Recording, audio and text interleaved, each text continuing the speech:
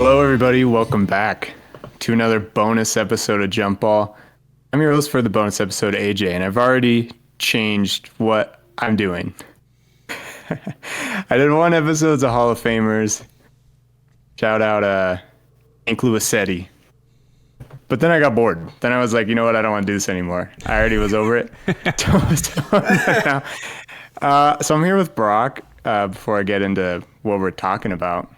Brock, what's going on? You're watching a lot of Dragon Ball. We were talking about it before this. We're talking anime. I just finished the Dragon Ball, which, if you don't know, there's something before Dragon Ball Z, which, I mean, I kind of grew up watching. I remember back, like, when we were moving houses when I was growing up in our apartment, in me and my brother's room. We watched Dragon Ball all the time. Didn't know what was going on because, you know, it was just random episodes. Impossible. Right, yeah. No. But now I'm, like, going back and kind of reliving it. It's kind of cool. But, yeah, watching a lot of Dragon Ball.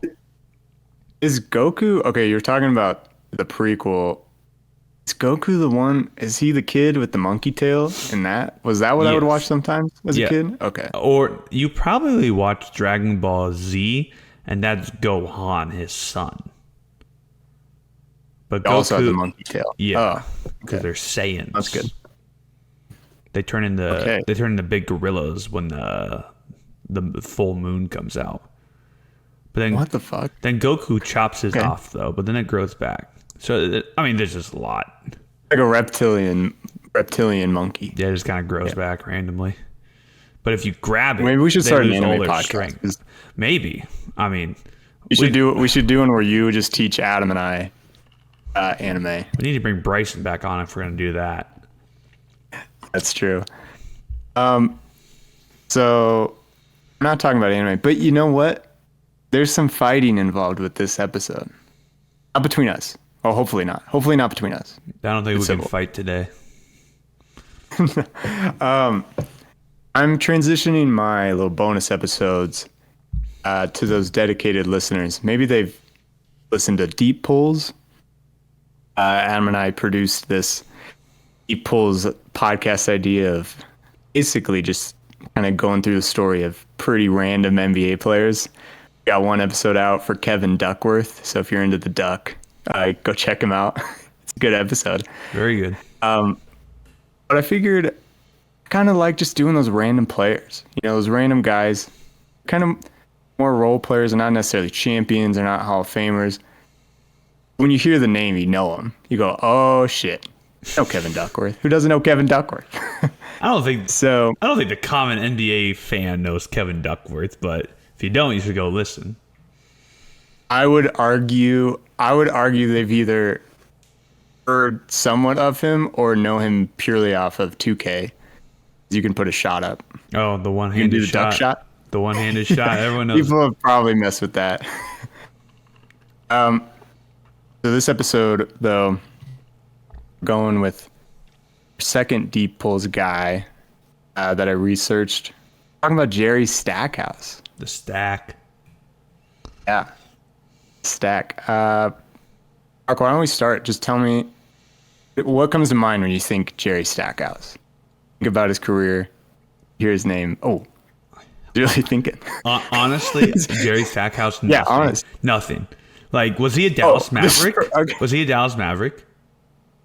He actually was. Okay, yeah. That's the only only team I could tell you he played for. Maybe in the Knicks late in his career. Okay.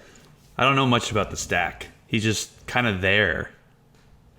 Damn. All right. Well, he was kind of there. He was there for a long time. And it's funny that I guess you knew the Mavs because he was a bench player by then. So he was just coming off average like 9 points with the Mavs.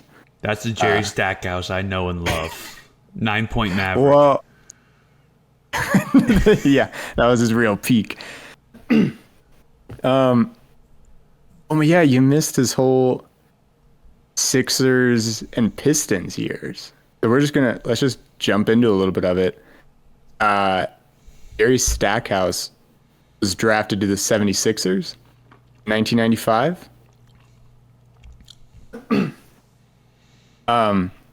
So that was the same draft as people like Kevin Garnett or Rasheed Wallace.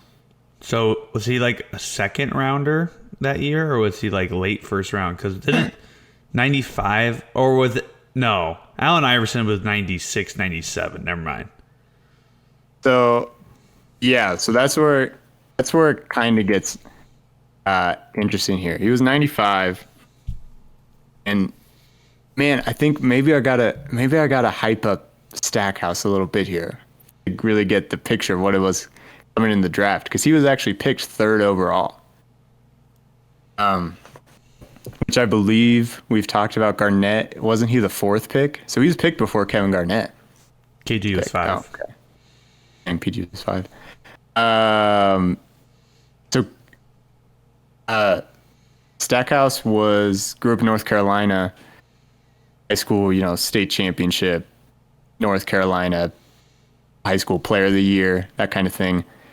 He went to UNC. He was there for 2 years. He was 6'6", kind of a combo guard, forward, offensive guy. He was scoring so much that he was starting to get compared to the next MJ. He was one of those draft people that got next Jordan. But I think if you look at it, you just start going, okay, he was at UNC. He was 6'6". He was scoring a lot. Wasn't really much of a shooter. I think that's just Michael Jordan characteristics. I think that's a big jump. Well, and it turns out when you give those people those labels, they normally, in my opinion, do not pan out to be even remotely like what they're capable of being. I don't know, because the next LeBron, at first it was supposed to be Ben Simmons. People were comparing him to LeBron when he was coming out. No. Hope something popped. He bounced back. He's not going to bounce back. Or what do you got? Or Zion, Maple Jordan. Zion, like he was supposed to be Zion, the next great prospect. But I mean, look at him now. This is a quick aside, but next great prospect wise, Wembanyama's also obviously been getting a lot of hype. Mm-hmm. Video of his flexibility, he might not get injured. He might not be able to break. Nope. See that? He's bendy webby. He's bendy. He's super bendy. He's like Mr. Fantastic. He's just stretchy all over the place. So I think he might be all right. Good. But he's not getting compared to anybody, though. He's not. He's like, oh, this is. No. Maybe people are saying the next Kareem, but like that's a stretch. Yeah. But like you can't compare him to LeBron or MJ. No, we've never seen like 7'5" in the NBA. So just I don't know. Typically those guys don't pan out. No, that's true. Yeah, well, Stackhouse, he was getting the Jordan comments. 95 draft. The other just funny Jordan comparison was Stackhouse went 3rd in the draft. MJ went 3rd in the draft. Oh my! And also, the college big man teammates went directly after them in the draft.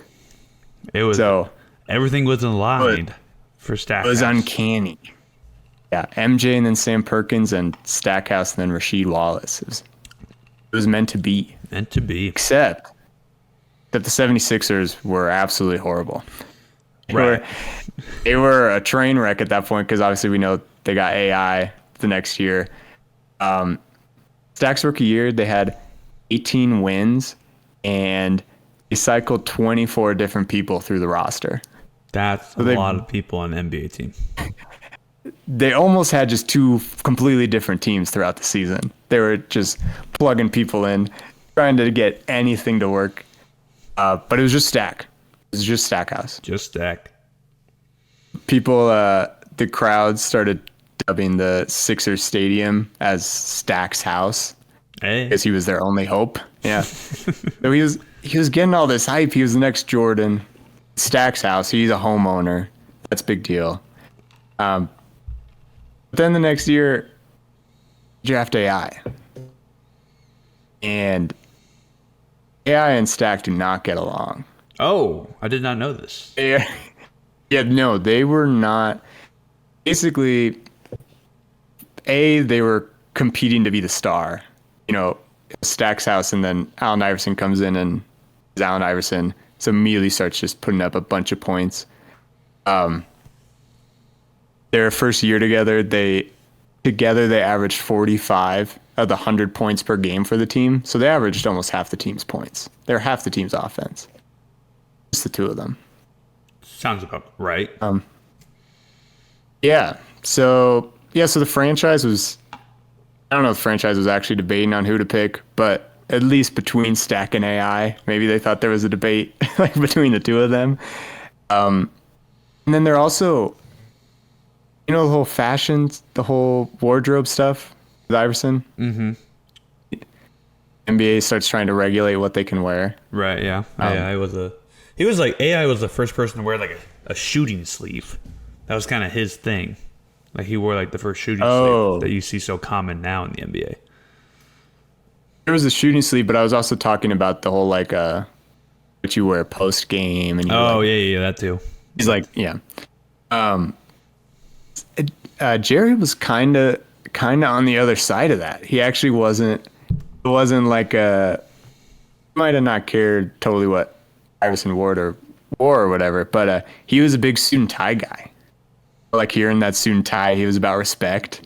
He was under Dean Smith at UNC. He wanted the suit and tie. He wanted to be a professional. So these two did not see eye to eye on legit anything besides getting buckets. No. Yeah, no. Besides both of them wanting to score more points, I guess per se. No, they didn't get along really at all. There's even some disputed details, I would say, at one of the practices. They just got into a straight up fight. The gym. Stackhouse was quoted as saying it was a fight between one guy who didn't know how to fight and another guy who didn't want to fight. So, yeah. Who was who? Do we know who didn't want to fight? Oh, it was Stack. Just judging from my research and where we go from this, Stackhouse is the guy. Maybe says he doesn't want to fight, and maybe he means it. He'll do it. He'll do it. He'll do it. He grew up. He was actually the youngest of like 11 siblings. Oh. Said he used to just get in fights with them all the time on the basketball court, and he's not going to get pushed around. Honestly, when I asked you what comes to mind when I say Jerry Stackhouse, I was prepared for you to answer like top NBA fights YouTube compilations. Is he in Stack's on there? Yeah. For being a big suit and tie guy, he seems to be a big fighter. He doesn't throw a punch. He's not scared, but he doesn't want to. He doesn't want to. He will, though. He's not going to back down. He'll take the challenge. So at that point, though, front office was like, okay, Allen Iverson is a superstar. Because Jerry was traded in his third season to Detroit, which is where I would say his peak actually hit, not on the bench with the Dallas Mavericks. Sorry, that's my stack.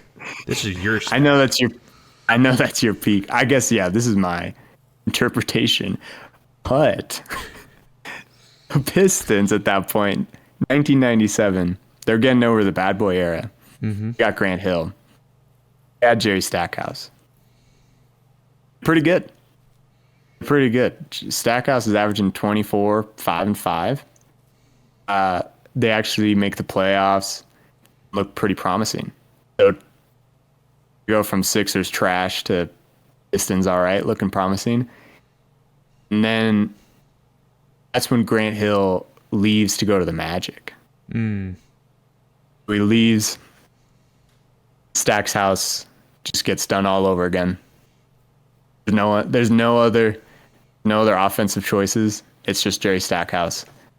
But with like 5 or 6 seasons under his belt, he averages 29.8 points a game. Pretty good, man. In 2001, he averages 30 points a game in 2001. That's a lot. That's crazy. Yeah, for the 01 era, that's wild.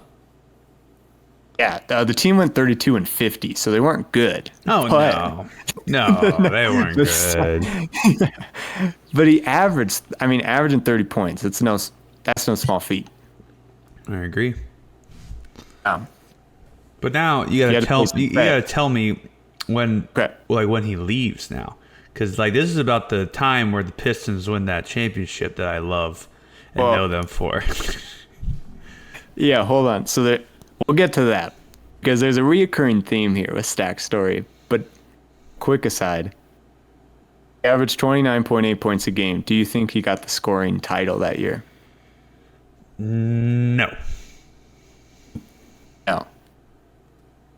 With how much is that total? 1.3 more points than Jerry Stackhouse was Allen Iverson in the Oh, Sixers. that's tough. Yeah. Well, that So- was 01 was Iverson's MVP year, so he had Yeah, to get it. He yeah. had to get it. Had to get it. Otherwise, Stackhouse would have gotten MVP. That would have been crazy. Right? Don't think you can win MVP with your team's 20 games under 500. I don't think that's how they that's not how the award works. He averaged 30 points. I don't care. Second in the league. Empty stats. So yeah, so Stack comes second in that. And he eventually pieces start growing. The younger pieces that in that championship year, they start growing and maturing. Stack's like releases some statements saying, I know this isn't the way to win it, just there were no other options. But now that there are options, he actually starts passing. Bring in Cliff Robinson. 35 years old, they go 52-30. They flip the whole thing around.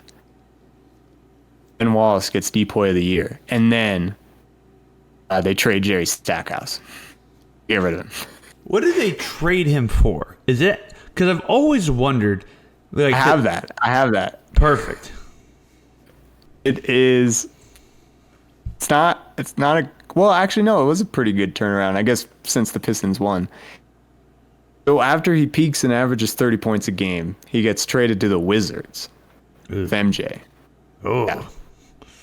Yeah. So Wizards sent back basically Rip Hamilton. It was basically a 1-to-1. There were some other pieces that I don't know if any of us will know besides Adam, Hubert Davis, and Jimmy Moore. I don't know. Yeah, Adam would be like, oh yeah, he played like a game and averaged 1 point, 1 rebound, and 3 assists or something. He'll say something stupid like that. He knows what type of guy he was. I guess. But see, now my question is like, so it's like 02, 03. Are like, and how I've always wondered how the Pistons got a top 3 pick to draft Darko in the 03 draft, because they're not that bad at that time frame, and they win it the next year. Yeah. So I was thinking Jerry Stackhouse was my missing key, and it's literally a Google away. I could just Google it and find that out. I just haven't over the years, because I've always I thought Jerry Stackhouse was going to be the missing key, but I know how Rip Hamilton gets there now. Yeah, that's how Rip. I don't know if they threw in a pick. I mean, the Wizards were bad. The Wizards weren't good. They might have fallen up. It would have made sense, because the Wizards weren't great at that time frame, and like you said, the Pistons were turning around, and they just got Rip Hamilton. I don't know. It's an interesting one. I'm not seeing any draft picks actually. So yeah, I don't know how they. Here, I'll do a quick. I don't know how they got that. Okay. Oh, so yeah, so Stack left the Sixers and AI takes off. They go eventually, make it to the finals. Get sent to Detroit. Start looking promising. They trade him away. Win the chip 2 years later, like we've been talking about. And he goes to Wizards. He's supposed to be Jordan's like Robin, basically. Except we've seen Jerry not be into the idea of being the Robin. we just saw him a couple years ago in Philly clearly not think that he's the second in command to rookie AI. So he comes in and 40-year-old MJ still is like trying to be the man of the team. But it's just not working. Stackhouse has been quoted as saying MJ used to be like his basketball idol, and then it just completely ruined it. The Wizards just crushed his opinion of Jordan, having to deal with him. at that point in his career. I feel like a lot of people that idolized Jordan and ended up playing with him on that Wizards team were like, yo, this guy sucks. Like, he is not fun to be around. And also, this is like the Kwame Brown stuff. Oh, sorry. Yeah, I found it. The deep Reddit thread. Right. But it was the second overall pick. I said the third. It was the second overall pick in 2003. And apparently it was a 1997 trade with the Vancouver Grizzlies. They traded the Vancouver Grizzlies Otis Thorpe, and they got the Vancouver Grizzlies first-round pick in 2003. A pick 5 years in the future. Grizzlies and Cavs were still bad. Came down to a coin flip. It was one protected, too. So it was one protected. So if the Grizzlies would have gotten the lottery to win the number one overall pick, it would have been the Grizzlies pick, not the Pistons. So if they won the coin toss, LeBron would have gone to the Grizzlies. Correct. Is that what you're saying? Because it was only one protected, not like a top 5 protected pick. It was only number 1, not number 2. That's bold. Very bold by the Grizzlies. Like, we were gonna be the worst team in I don't know. That's crazy. Otis Thorpe. Otis Thorpe is either going to save our franchise for years to come, or we're going to completely crater and be the worst. I mean, it almost paid off. It almost worked out. Almost did. They almost got it. Then, yeah, speaking of number 1 draft picks, it's the whole Kwame Brown era of the Wizards and MJ, and it's just a disaster. Stackhouse goes down as the only teammate of Jordan to actually average more points than him. Oh. So Stackhouse was supposed to be the Robin. Offense was running through Jordan, but he still just managed to score more because Jordan was good, but he was 40. And Wizards were bad, I guess, just to reiterate. It was no good. So what happens at that point, he spends a couple years there. I think he spends like 3 years. That's when he gets sent to the Mavs. At that point, he's 30. He's got his injuries. He's coming to the Mavs. He's accepted his time has passed. He's just trying to win. Like, I've spent so much time with the horrible teams. Then I leave right before they succeed. Gotta go. I want to go somewhere where I could get that championship. So he goes and joins Dirk. And he's coming off the bench, and he gets to see the finals. That's cool. He goes, the Mavericks loses in the finals.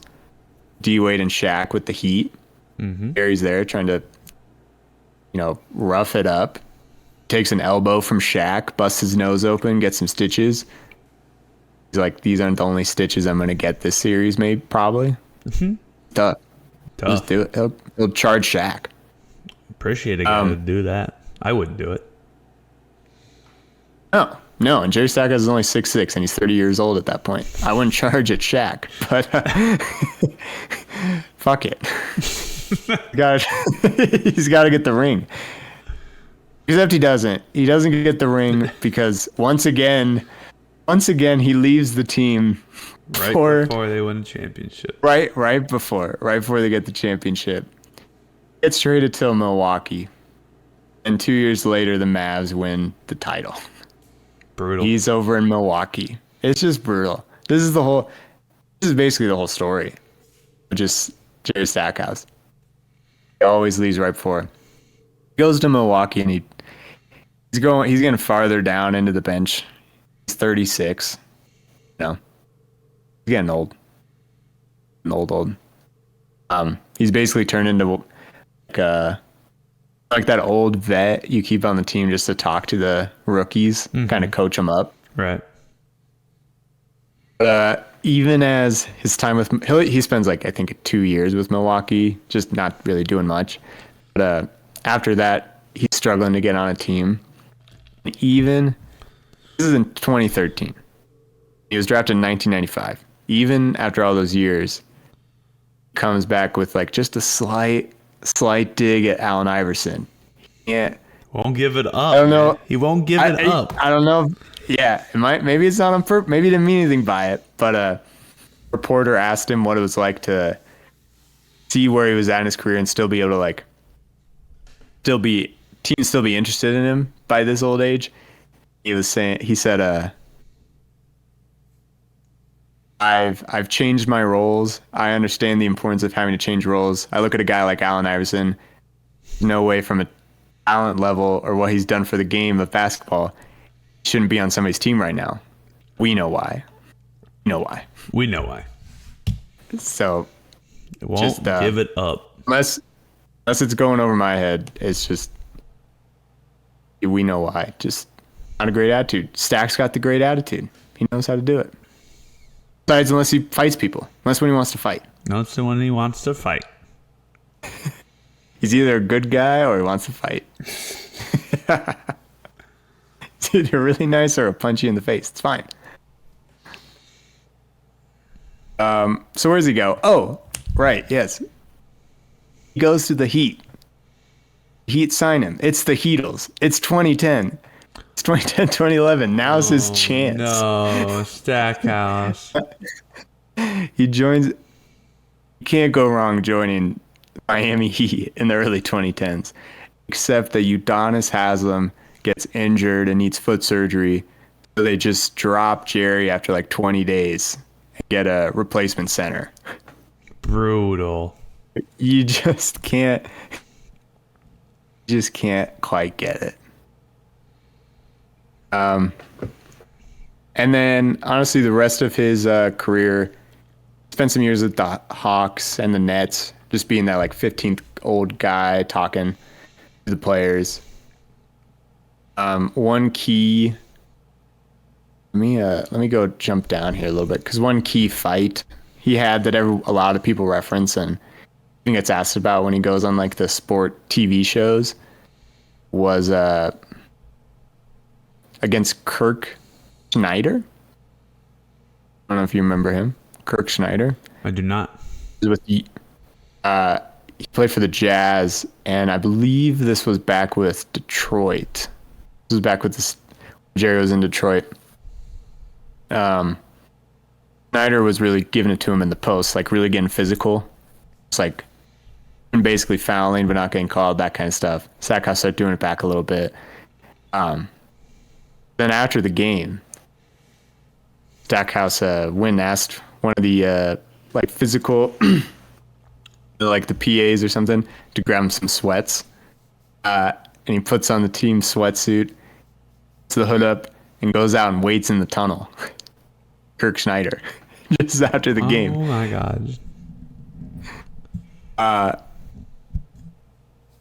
Stackhouse was quoted as saying, put on some sweats, some sneakers, and went and stood in the tunnel. As soon as he came out, fired on him. I got in a couple. That was it. I don't know where all these security people came from. It probably lasted 20 seconds. Everybody pulled me off him, and that was it.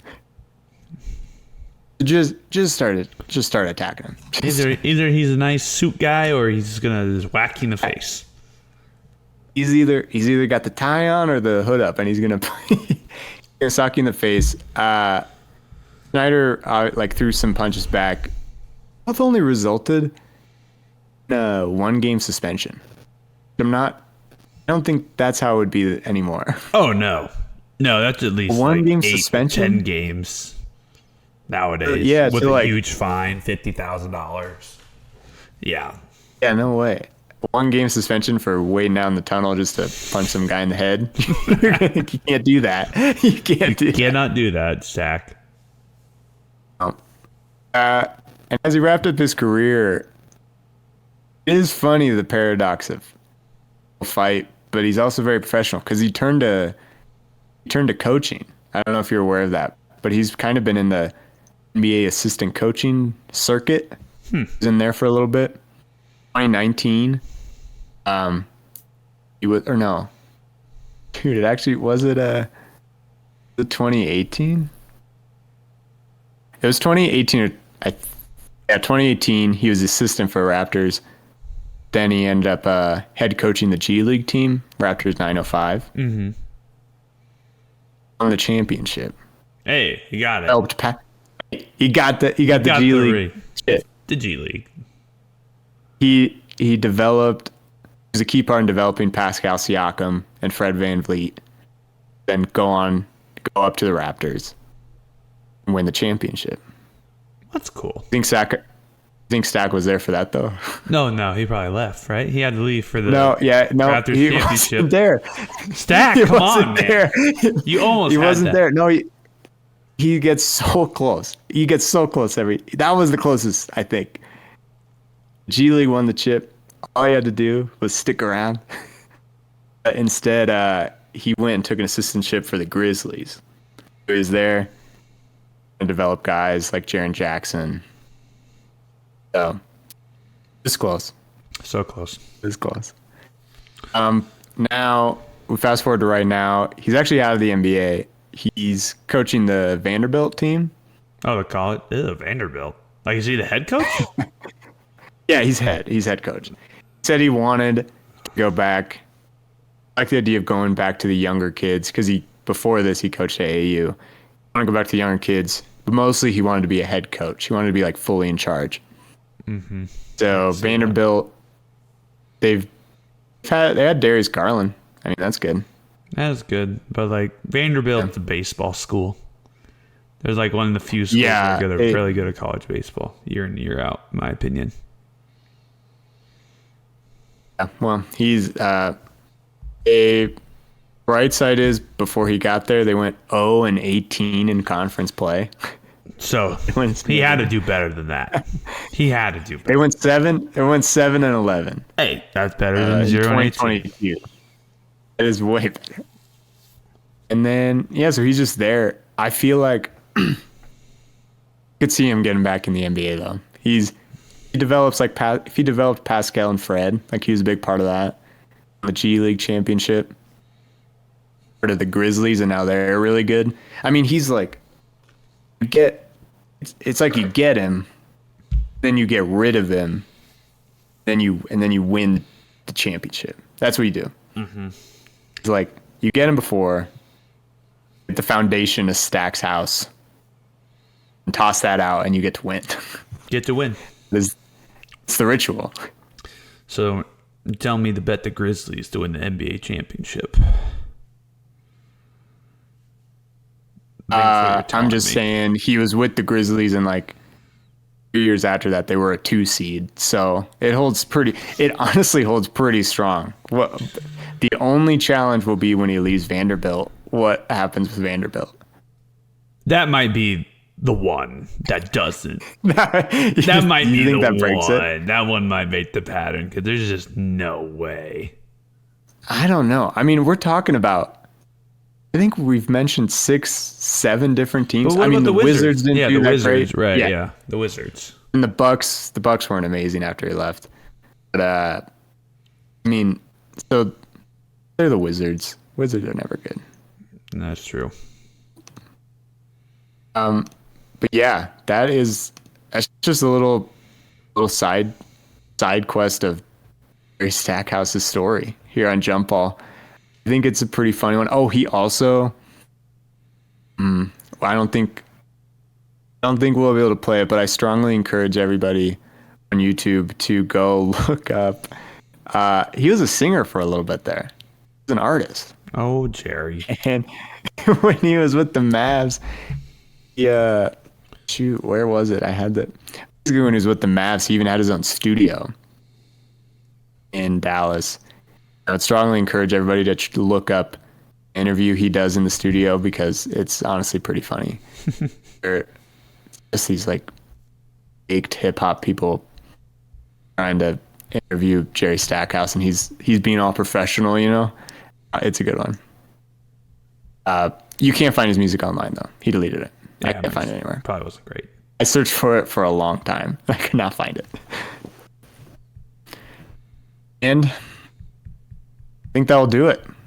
So everyone place your bets 2 years from now on Vanderbilt winning the chip. And we'll see if we have another episode next week. Regular one. So do we have a host for next one? We can talk about that later. Yeah, we'll talk about that. Keep them guessing. I think Brock and Adam might be tied for the season. I'm trying to get a win. Yep. Maybe we'll do a Stackhouse episode of trivia. I'll win that one. I would hope so. Yeah. Okay. Bye, everybody. I will see you all next week in the comments below. What was that?